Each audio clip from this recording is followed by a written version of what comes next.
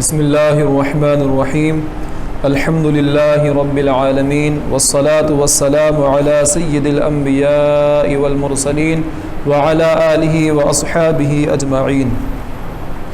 عزیزان گرامی، سب سے پہلے آئیے ہمارا آپ مل کر رحمت کونین حضور محمد مصطفیٰ صلی اللہ تعالی علیہ وسلم کے مقدس بارگاہ میں درود و سلام کا نذرانہ پیش کریں۔ پڑھی اللہم صلی علی سیدنا و مولانا محمد وعلی آلہ واصحابہ بارک وسلم صلو علیہ صلاۃ و سلام علیک یا رسول اللہ صلی اللہ تعالی علیہ وسلم۔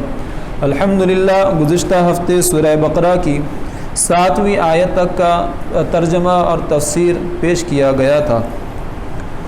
آج انشاءاللہ الرحمن اس سے آگے کی کچھ آیتیں ان کے ترجمے اور تفسیر کے ساتھ پیش کی جائے گی۔ اعوذ باللہ من الشیطان الرجیم، بسم اللہ الرحمن الرحیم۔ ومن الناس من يقول آمنا بالله وباليوم الآخر وما هم بمؤمنين يخادعون الله والذين آمنوا وما يخدعون إلا أنفسهم وما يشعرون في قلوبهم مرض فزادهم الله مرضا ولهم عذاب أليم بما كانوا يكذبون وإذا قيل لهم لا تفسدوا في الأرض قالوا إنما نحن مصلحون ألا إنهم هم المفسدون ولكن لا يشعرون وإذا قيل لهم آمنوا كما آمن الناس قالوا أنؤمن كما آمن السفهاء ألا إنهم هم السفهاء ولكن لا يعلمون وإذا لقوا الذين آمنوا قالوا آمنا وإذا خلوا إلى شياطينهم قالوا إنا معكم إنما نحن مستهزئون الله يستهزئ بهم ويمدهم في طغيانهم يعمهون أولئك الذين اشتروا الضلالة بالهدى فما ربحت تجارتهم وما كانوا مهتدين صدق اللہ العظیم۔ یہ کل 9 آیتیں ہیں۔ اب آئیے ان کا ترجمہ سماعت فرمائیں۔ اللہ تعالیٰ ارشاد فرماتا ہے، کچھ لوگ ایسے ہیں جو کہتے ہیں کہ ہم اللہ پر اور آخرت کے دن پر ایمان لے آئے، اور وہ حقیقت میں ایمان والے نہیں ہیں۔ وہ دھوکہ دینا چاہتے ہیں اللہ کو اور ایمان والوں کو، اور وہ حقیقت میں دھوکہ نہیں دیتے مگر اپنے آپ کو، اور انہیں اس کا شعور نہیں۔ ان کے دلوں میں ایک بیماری ہے تو اللہ تعالیٰ نے ان کی بیماری کو اور بڑھنے دیا، اور ان کے لیے دردناک عذاب ہے ان کے جھوٹ کے بدلے میں۔ اور جب ان سے کہا جائے کہ زمین میں فساد نہ مچاؤ تو کہتے ہیں کہ ہم تو اصلاح کرنے والے ہیں۔ خبردار، بے شک وہی بگاڑ مچانے والے ہیں، لیکن انہیں اس کا احساس نہیں ہے۔ اور جب ان سے کہا جائے کہ ایمان لے آؤ جیسا کہ اور لوگ ایمان لے آئے تو کہتے ہیں کہ کیا ہم بے وقوفوں کی طرح ایمان لے آئے؟ خبردار، بے شک وہی بے وقوف ہے لیکن انہیں اس کا علم نہیں۔ اور جب وہ اہل ایمان سے ملتے ہیں تو کہتے ہیں کہ ہم ایمان لے آئے، اور جب اپنے شیطانوں کے پاس اکیلے میں ہوتے ہیں تو کہتے ہیں کہ ہم تمہارے ساتھ ہیں، ہم تو بس یوں ہی ہنسی مذاق کرتے ہیں۔ اللہ ان کے ہنسی مذاق کا بدلہ انہیں عطا فرماتا ہے اور انہیں ڈھیل دیتا ہے کہ وہ اپنی سرکشی میں بھٹکتے پھریں۔ انہوں نے ہدایت کے بدلے گمراہی خریدی تو ان کی تجارت نے انہیں کچھ نفع نہ دیا، اور وہ اس راہ سے آگاہ ہی نہیں تھے۔ گزشتہ ہفتے آپ نے سماعت فرمایا تھا کہ اللہ تعالیٰ نے ابتدائی 5 آیتوں میں اہل ایمان کا ذکر فرمایا کہ حقیقی کامیابی اور ہدایت حاصل کرنے کے لیے کن خوبیوں سے آراستہ ہونا ضروری ہے۔ اللہ تعالیٰ نے ابتدائی 5 آیتوں میں ان کا ذکر فرمایا، ان خوش نصیبوں کا ذکر فرمایا۔ پھر اس کے بعد 2 آیتوں میں اللہ تعالیٰ نے کھلے ہوئے کافروں کا ذکر فرمایا. یہ وہ لوگ تھے جو زبان سے بھی انکار کرتے تھے اور ان کے دلوں میں بھی انکار چھپا ہوا تھا. اب اس کے بعد سے اللہ تعالیٰ منافقین کے احوال بیان فرما رہا ہے، یعنی وہ لوگ جن کے دل میں ایمان نہیں تھا، جو دل سے اسلام کو نہیں مانتے تھے، اللہ کو نہیں مانتے تھے، رسول اللہ کو نہیں مانتے تھے، لیکن اپنی زبان سے ظاہر یہ کرتے تھے کہ ہم مسلمان ہیں. چونکہ یہ گروہ نہایت ہی نقصان دہ ہے اور اس کا نقصان بہت سخت ہوا کرتا ہے، ان کی پہچان بھی مشکل ہوا کرتی ہے. اس لیے اللہ تعالیٰ نے 13 آیتوں میں ان کا ذکر فرمایا ہے. اللہ تعالیٰ ارشاد فرماتا ہے وَمِنَ النَّاسِ، اور کچھ لوگ ایسے ہیں مَن یقول، جو کہتے ہیں آمنا باللہ، ہم اللہ پر ایمان لے آئے، وبالیوم الآخر، اور آخرت کے دن پر، لیکن حقیقت میں وہ مومن نہیں ہے. آپ صلی اللہ تعالیٰ علیہ وسلم جب تک مکہ شریف میں رہے تو آپ کا سامنا مشرکین سے تھا. آپ نے جب صلی اللہ علیہ وسلم نے جب اعلان نبوت فرمایا تو پورا مکہ آپ کا دشمن ہو گیا تھا.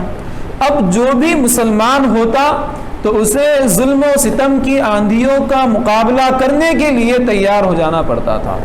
تو ایسے وقت میں یہ تصور ہی نہیں تھا کہ کوئی ایسا ہو جو دل سے مسلمان نہ ہو لیکن زبان سے اپنے آپ کو مسلمان دکھائے. تو مکہ میں جب تک آپ صلی اللہ علیہ وسلم تھے منافقین کا کوئی وجود نہیں تھا. جو مسلمان تھے وہ پکے مسلمان تھے اور جو مشرکین تھے وہ بھی کھلے ہوئے مشرکین تھے. لیکن جب آپ صلی اللہ علیہ وسلم ہجرت فرما کر مدینہ طیبہ میں تشریف فرما ہوئے تو اب یہاں مدینہ کے جو 2 قبیلے تھے انصار کے، اوس اور خزرج، ان کے اکثر لوگ داخل اسلام ہو گئے. اور آس پاس کے جو قبیلے تھے وہ یا تو مسلمان ہوتے گئے یا پھر انہوں نے آقا کریم صلی اللہ علیہ وسلم کے ساتھ امن کا معاہدہ کیا، حلف اٹھا لیا دوستی کا. اب انہی احوال میں، انہی حالات میں جنگ بدر واقع ہوئی اور اللہ تعالیٰ نے مشرکین کے لشکر پر مسلمانوں کے مختصر سے قافلے کو کامیابی عطا فرمائی، جیت عطا فرمائی. تو غزوہ بدر کی وجہ سے اسلام کا غلبہ ہو گیا تھا اور اسلام کی ہیبت عرب کے دل میں بیٹھ چکی تھی. اب ایسے میں ایک بندہ تھا عبداللہ بن ابی.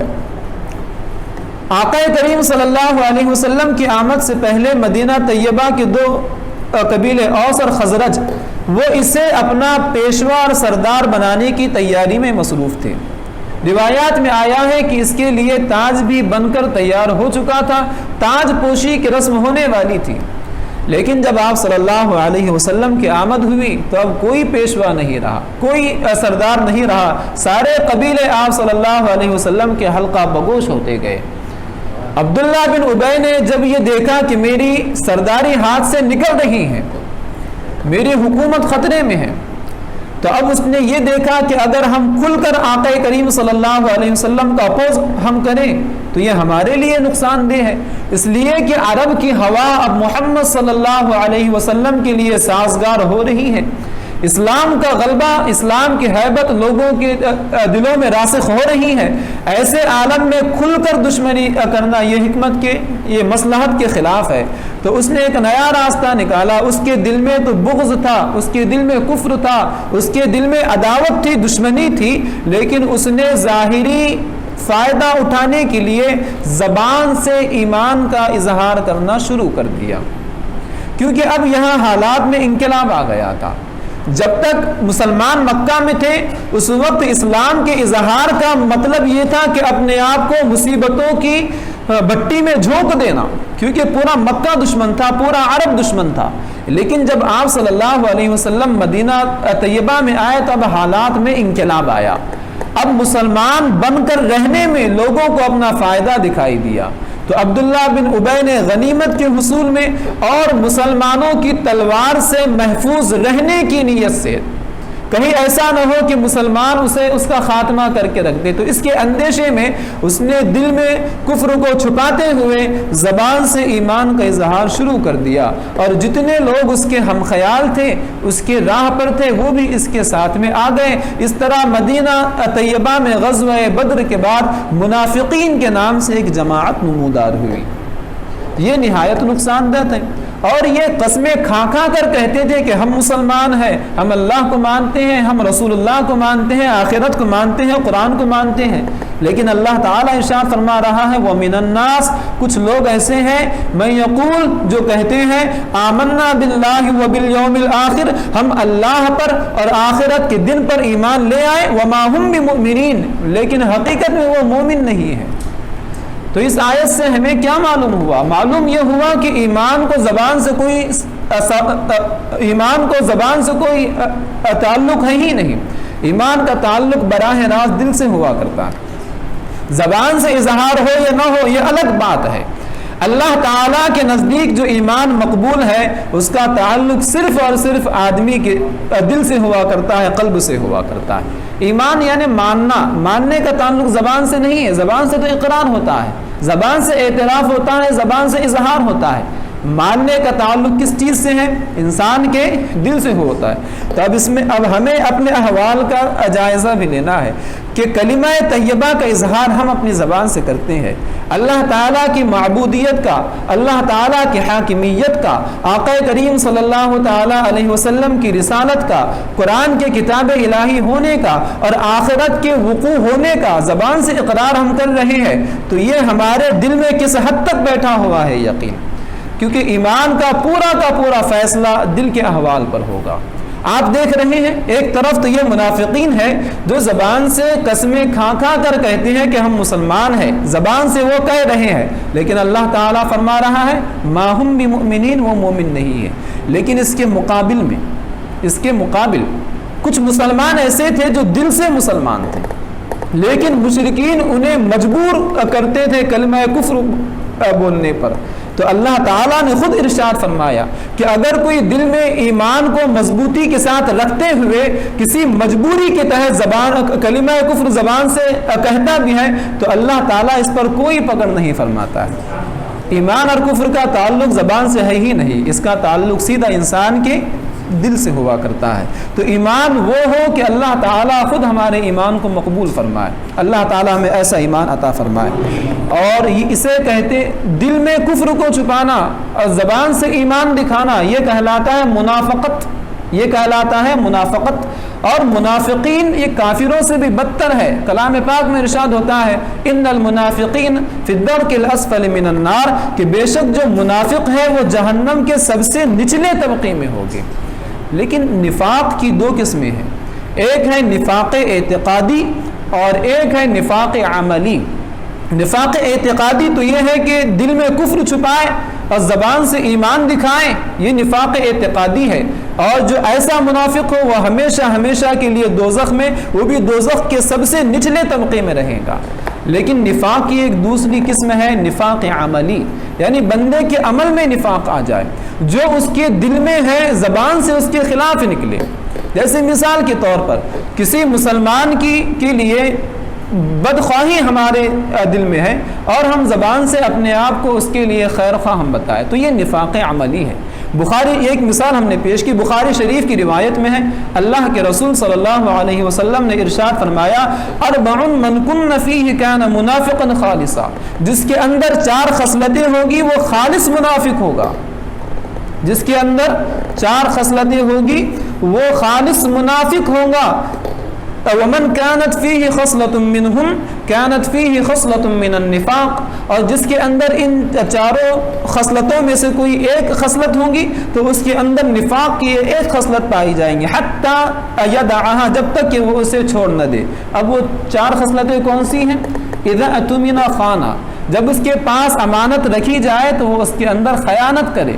اذا حدث كذب, جب بولے تو جھوٹ بولے. اذا عاهد غدر, جب کوئی وعدہ کرے تو مکر جائے. واذا خاصم فجر, جب کسی پر جھگڑے پر اتر آئے تو گالی بکنے لگے.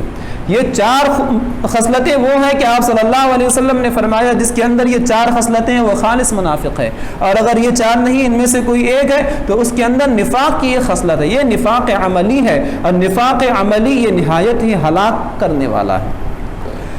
نفاق کو ہم نے معمولی چیز سمجھ رکھی ہے۔ نفاق کا مطلب یہ ہے کہ جو دل میں ہے، زبان سے اس کے خلاف نکلے، یا زبان سے جو نکلے دل اس کو سپورٹ نہ کرے، اس کی حمایت نہ کرے۔ امام بخاری نے اپنی بخاری میں ایک تابعی حضرت ابن ابی ملیکہ سے نقل کیا کہ آپ فرماتے ہیں ادرکت 30 من اصحاب النبی صلی اللہ علیہ وسلم كلهم يخاف النفاق على نفسه۔ حضرت ابن ابی ملیکہ کہتے ہیں کہ میں نے 30 صحابہ کرام سے ملاقات کی ہے، ان میں سے میں نے دیکھا کہ ان میں کا ہر ایک کو نفاق کا خوف ہوا کرتا تھا، انہیں اندیشہ رہتا تھا کہ کہیں ہم منافق نہ ہو جائے، اس حد تک صحابہ کرام نفاق سے خوف رکھتے تھے۔ ایک روایت میں ہے، مسلم شریف کی روایت ہے کہ ایک صحابی ہے حضرت حنظلہ رضی اللہ تعالی عنہ، آپ ایک مرتبہ نکلے تو آپ کی ملاقات ہوئی حضرت ابو بکر صدیق رضی اللہ تعالی عنہ سے۔ حضرت ابو بکر صدیق نے خیریت پوچھی تو انہوں نے کہا نافق حنظلہ، خیریت کیا پوچھتے ہیں حضور، حنظلہ تو منافق ہو گیا ہے۔ خود اپنے متعلق انہوں نے کہا نافق حنظلہ، حنظلہ منافق ہو گیا ہے۔ حضرت ابو بکر صدیق نے تعجب کا اظہار کیا، کہا یہ کیا کہہ رہے ہو؟ تو انہوں نے کہا کہ ہم آقا کریم صلی اللہ علیہ وسلم کے پاس رہتے ہیں، جب تک آپ کی مجلس میں رہتے ہیں آپ ہمارے سامنے جنت کا ذکر فرماتے ہیں، دوزخ کا ذکر فرماتے ہیں، حتیٰ کأننا رأی عین، تو ہماری حالت ایسی ہو جاتی ہے جیسا کہ ہم جنت اور دوزخ کو اپنی آنکھوں سے دیکھ رہے ہیں۔ لیکن اذا خرجنا من عند رسول اللہ صلی اللہ علیہ وسلم، جب ہم آپ صلی اللہ علیہ وسلم کے پاس سے ہٹتے ہیں، عافسنا فی الازواج والاولاد والضیعات، تو ہم اپنی بیویوں میں، بچوں میں اور زمینوں میں مصروف ہو جاتے ہیں، ونسینا کثیرا، اور بہت کچھ ہم بھول بیٹھتے ہیں۔ یعنی ہمارے دل کی جو حالت آپ صلی اللہ علیہ وسلم کی محفل میں ہوا کرتی ہے، گھر پہنچنے کے بعد وہ حالت ہماری برقرار نہیں رہتی، وہ کیفیت ہماری متغیر ہو جاتی ہے۔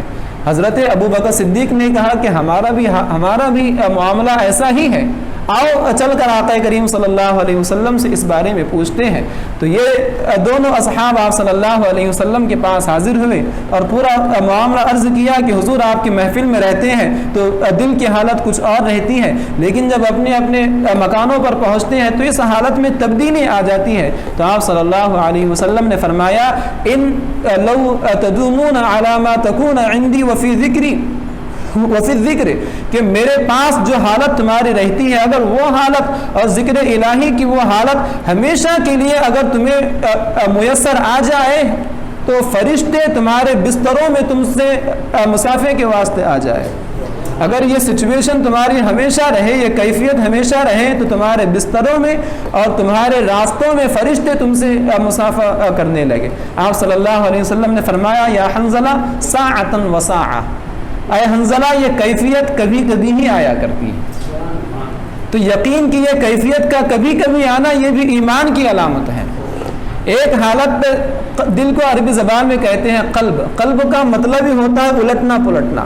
قلب اصل میں عربی زبان میں کھوٹے سکے کو کہتے ہیں۔ کھوٹے سکوں کو قلب اس لیے کہتے ہیں کہ جس کے بھی ہاتھ میں یہ سکہ آتا ہے تو وہ اسے الٹا پلٹا کر کے دیکھتا ہے صحیح ہے کہ نہیں۔ تو اسی مناسبت سے دل کو بھی قلب کہتے ہیں، کیونکہ دل بھی ایک حالت پر کبھی برقرار نہیں رہتا ہے۔ تو ہر کسی کے ساتھ یہ معاملہ رہتا ہے۔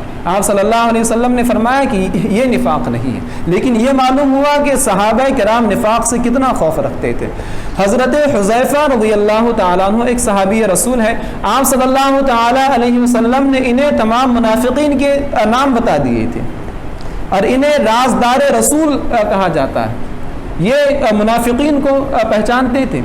حضرت عمر رضی اللہ تعالی عنہ جیسا صحابی آپ حضرت حذیفہ سے پوچھتے تھے اے حذیفہ جن منافقین کے نام آپ صلی اللہ علیہ وسلم نے تم کو بتائے ہیں کہیں اس میں عمر کا نام تو نہیں ہے؟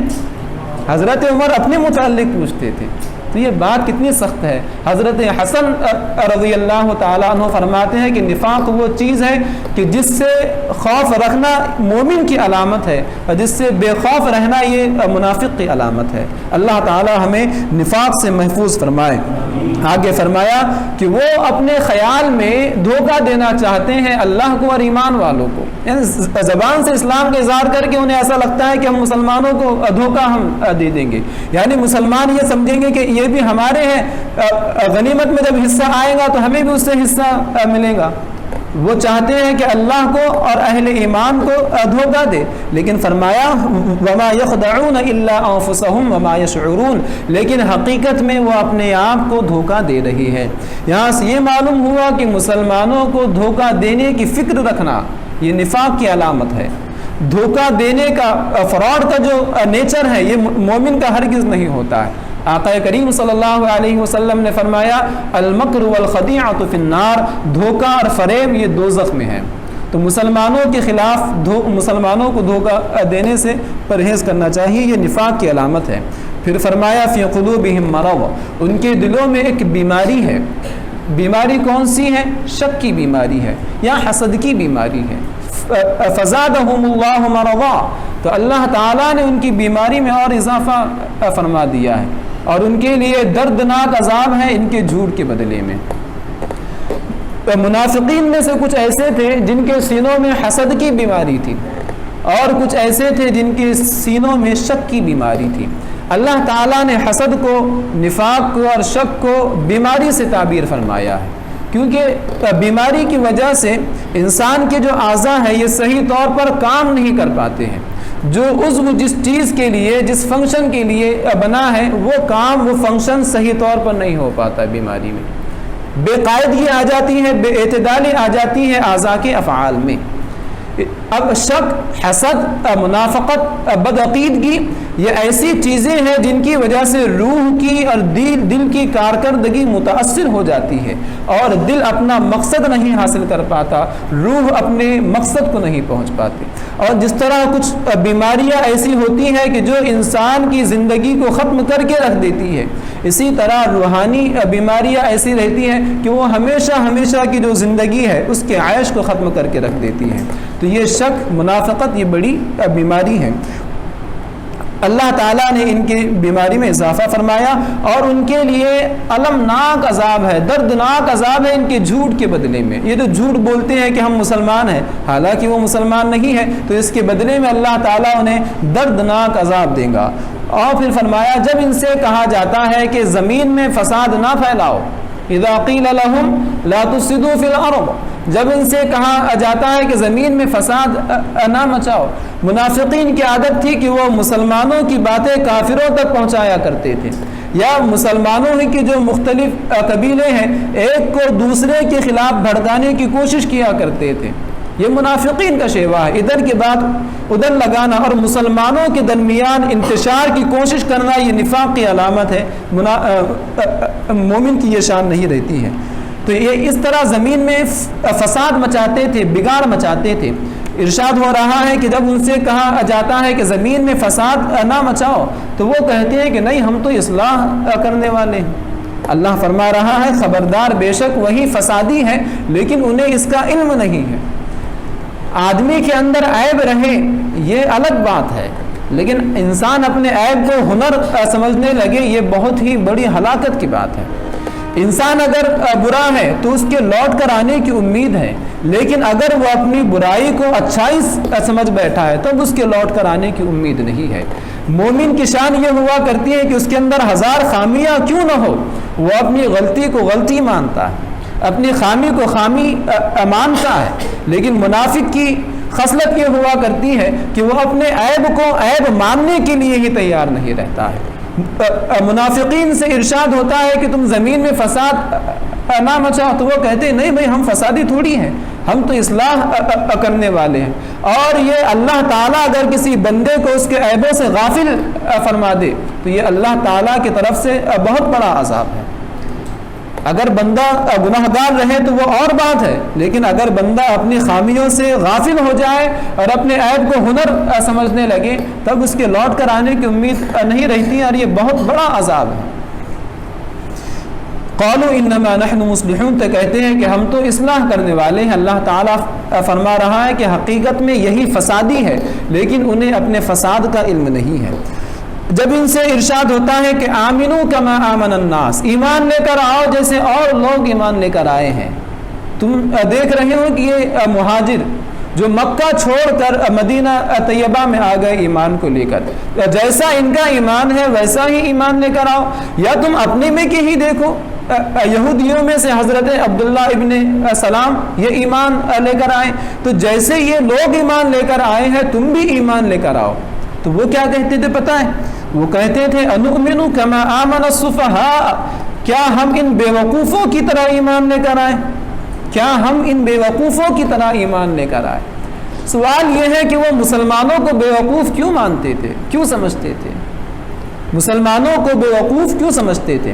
منافقین یہ دیکھ رہے ہیں کہ بھئی ایمان لے کر آنے کا مطلب یہ ہے کہ پوری دنیا کو اپنا دشمن بنانا، پوری دنیا کو اپنا دشمن بنانا۔ وہ کیوں؟ آخرت کی خاطر۔ آخرت کیا ہے ہم نے تو دیکھی ہی نہیں، تو ایک اندیکھی حقیقت کی خاطر سامنے موجود دنیا کو ٹھکرا دینا یہ ان کے نزدیک حماقت تھی۔ بس ایک جنت جسے دیکھا نہیں ہے، جس کے متعلق کوئی آنکھوں سے ہمارا مشاہدہ نہیں ہے، ایسی جنت جسے ہم نے دیکھے بھی نہیں، اس کی خاطر دنیا کی زندگی کو مصیبتوں کی چکی میں جھونک دینا یہ ان کے نزدیک حماقت تھی۔ لیکن اللہ تعالیٰ ارشاد فرما رہا ہے الا انہم هم السفہاء، خبردار بے شک وہی بے وقوف ہے، لیکن انہیں اپنی بے وقوفی کا علم بھی نہیں ہے۔ حقیقت میں عقل مندی یہ ہے کہ انسان بڑے فائدے کی خاطر چھوٹے نقصان کو برداشت کر لے، انسان بڑے فائدے کی خاطر چھوٹے نقصان کو اٹھا لے، برداشت کر لے، یہ حقیقی عقل مندی ہے۔ آخرت اگرچہ اندیکھی ہے لیکن یہ حقیقت تو ہے، واقع تو ہونے والی ہے، اور آخرت کی زندگی ہمیشہ کی زندگی ہے۔ دنیا کی زندگی کتنی ہی طویل کیوں نہ ہو جائے، مختصر سی ہے، ختم ہونے والی ہے۔ تو دنیا کی زندگی میں جو تکلیفیں آئے گی ان کی بھی حد ہے، لیکن آخرت کی زندگی میں عذاب ہو یا انعام ہو دونوں بھی جو رہیں گے تو وہ ہمیشہ ہمیشہ کے واسطے رہیں گے، کبھی ان کا خاتمہ نہیں ہوگا۔ تو قرآن سے ہمیں ذہن یہ مل رہا ہے کہ دنیا کی خاطر آخرت کو نقصان میں ڈالنا یہ حماقت ہے، بے وقوفی ہے۔ الا انہم هم السفہاء، خبردار وہی بے وقوف ہے لیکن انہیں اس کا علم نہیں۔ اور ان کی ایک فتنہ انگیزی یہ تھی کہ جب وہ اہل ایمان سے ملتے تھے تو کہتے تھے کہ ہم ایمان لے کر آئے، لیکن جب وہ اپنے شیطانوں کے پاس اکیلے رہتے تھے، اپنے لیڈروں کے پاس اکیلے میں ہوتے تھے تو کہتے تھے کہ ہم تمہارے ہی ساتھ ہیں، ہم تو ان کے ساتھ ہنسی مذاق کر رہے ہیں۔ انا معکم، ہم تمہارے ساتھ ہیں، انما نحن مستہزئون، ہم تو مسلمانوں کے ساتھ ہنسی مذاق کر رہے ہیں۔ اللہ تعالیٰ فرما رہا ہے اللہ یستہزئ بہم، اللہ ان کی ہنسی مذاق کا بدلہ انہیں دے رہا ہے۔ حقیقت میں ہنسی مذاق تو ان کے خود کے ساتھ ہو رہا ہے، وہ یہ سمجھ رہے ہیں کہ وہ مسلمانوں کو دھوکہ دے رہے ہیں، لیکن حقیقت میں ہنسی مذاق تو ان کے ساتھ ہو رہا ہے۔ وہ ہنسی مذاق اس طرح کہ وہ دنیا میں تو اس فریب میں ہے کہ ہم عقل مند ثابت ہوئے، ادھر کافروں کے ساتھ بھی ہمارے تعلقات رہے، اہل ایمان کے ساتھ بھی ہماری دوستی رہی، نہ ان کی طرف سے کوئی نقصان نہ ان کی جانب سے ہمیں کوئی نقصان پہنچا۔ وہ دنیا میں تو اس فریب میں رہے، لیکن اللہ تعالیٰ فرما رہا ہے وَيَمُدُّهُمْ، اللہ تعالیٰ انہیں ڈھیل دے رہا ہے، اللہ تعالیٰ انہیں ڈھیل دے رہا ہے۔ معلوم ہوا کہ اللہ تعالیٰ اگر کسی بندے کو اس کے گناہ میں ڈھیل دے رہا ہے تو یہ ڈھیل خود اپنے آپ میں ایک عذاب ہے، یہ ڈھیل اپنے آپ میں خود ایک عذاب ہے۔ اگر کسی بندے کے گناہ پر اللہ تعالیٰ فوراً اسے عذاب میں مبتلا فرما دے تو یہ اس بندے کے حق میں بہتر ہے، لیکن اگر اللہ کسی بندے کے گناہ پر فوراً پکڑ نہ فرمائے بلکہ اسے ڈھیل دے دے تو یہ ڈھیل بہت بڑا عذاب ہے۔ وَيَمُدُّهُمْ فِي طُغْيَانِهِمْ يَعْمَهُونَ، اور اللہ تعالیٰ انہیں ڈھیل دیتا ہے تاکہ وہ اپنی سرکشی میں اور بھٹکتے رہے۔ یہاں سے یہ بھی معلوم ہوا کہ باطل اگر اپنے منصوبوں میں کامل ہو جاتا ہے، اگر دشمنان اسلام اپنے منصوبوں میں، عارضی منصوبوں میں، وقتی منصوبوں میں کبھی کامیاب ہو جاتے ہیں تو یہ ان کی حقانیت کی صحیح ہونے کی دلیل ہرگز نہیں ہے۔ اولئک الذین اشتروا الضلالۃ بالہدی، یہ وہ لوگ ہیں جنہوں نے ہدایت کے بدلے گمراہی خریدی۔ اللہ تعالیٰ نے ان کی فطرت میں ہدایت رکھی تھی، ہر انسان کی فطرت میں ہدایت ہے، ہر انسان کو اللہ تعالیٰ نے عقل عطا فرمائی ہے، دل بھی عطا فرمایا ہے، تو جو ہدایت اللہ تعالیٰ نے ان کی فطرت میں رکھی تھی انہوں نے اس ہدایت کو بیچ دیا اور اس کے بدلے میں گمراہی انہوں نے خریدی۔ فما ربحت تجارتہم، یہ تجارت ان کے لیے فائدے مند ثابت نہ ہوئی اور وہ سودے کی راہ جانتے ہی نہیں تھے۔ یہاں سے یہ معلوم ہوا کہ دنیا کی زندگی کو خریدنا اور آخرت کی زندگی کو بیچ دینا یہ صحیح بزنس نہیں ہے، یہ دھوکے کا سودا ہے۔ تو پھر اب سوال یہ ہے کہ پھر فائدے کا سودا کون سا ہے؟ تو اللہ تعالیٰ سورہ صف میں ارشاد فرماتا ہے، یا ایھا الذین آمنوا، اے ایمان والو، هل ادلکم علی تجارہ، کہ کیا میں تمہیں ایسی تجارت سے کیا میں تمہیں ایسی تجارت نہ بتاؤں تنجیکم من عذاب علیم، جو تمہیں المناک عذاب سے رہائی دے۔ وہ تجارت یہ ہے کہ تؤمنون باللہ ورسولہ، تم اللہ اور اس کے رسول پر ایمان لے کر آؤ، وتجاہدون فی سبیل اللہ باموالکم وانفسکم، اور اللہ تعالیٰ کی راہ میں اپنی جانوں اور مالوں کے ساتھ جہاد کرو۔ ذالکم خیر لکم ان کنتم تعلمون، یہ تمہارے لیے بہتر ہے اگر تم کچھ علم رکھتے ہو۔ یعنی تم اپنی زندگی کو، دنیاوی زندگی کو اللہ تعالیٰ کے دین کی خاطر صرف کر دو، اور اگرچہ دنیا کی زندگی میں مصیبتیں اس راہ میں تمہارے سامنے آئے تو خندہ پیشانی کے ساتھ ان مصیبتوں کو قبول کرو، حقیقت میں یہ تمہارے لیے فائدے کا سودا ہے۔ چونکہ انسان کی پوری توجہ بزنس پہ ہوا کرتی ہے، سودے پہ ہوا کرتی ہے کہ کس لین دین میں کتنا نقصان ہے، کتنا نفع ہے، اس لیے اللہ تعالیٰ نے ہدایت اور گمراہی کے ذکر کے لیے بزنس کا جو اسلوب ہے، تجارت کو جو انداز ہے، اس میں اللہ تعالیٰ نے ہدایت اور گمراہی کا ذکر فرمایا۔ اللہ تعالیٰ کے بارگاہ میں دعا ہے کہ وہ ہمیں کہنے سننے سے زیادہ عمل کی توفیق عطا فرمائے اور سچا ایمان ہمیں عطا فرمائے، نفاق کی خصلتوں سے ہمیں اپنے آپ کو محفوظ رکھنے کی توفیق بخشیں اور ایسا ایمان ہمیں عطا فرمائے جو آخرت میں اس کی بارگاہ میں مقبول ہو۔ آئندہ اتوار کو امکان ہے کہ شاید ہمارا درس نہیں ہوگا کیونکہ تھوڑی مصروفیت ہے، انشاءاللہ الرحمن اس کے بعد والے اتوار سے ہمارا درس مسلسل شروع رہے گا۔ صلی اللہ علی النبی الأمی وآلہ صلی اللہ علیہ وسلم، صلاۃ و سلام علیک یا رسول اللہ۔ اللهم ربنا آتنا في الدنيا حسنة وفي الآخرة حسنة وقنا عذاب النار. اللهم ربنا إننا آمنا فاغفر لنا ذنوبنا وقنا عذاب النار. صلى الله على حبيبه محمد وآله أجمعين برحمتك يا أرحم الراحمين.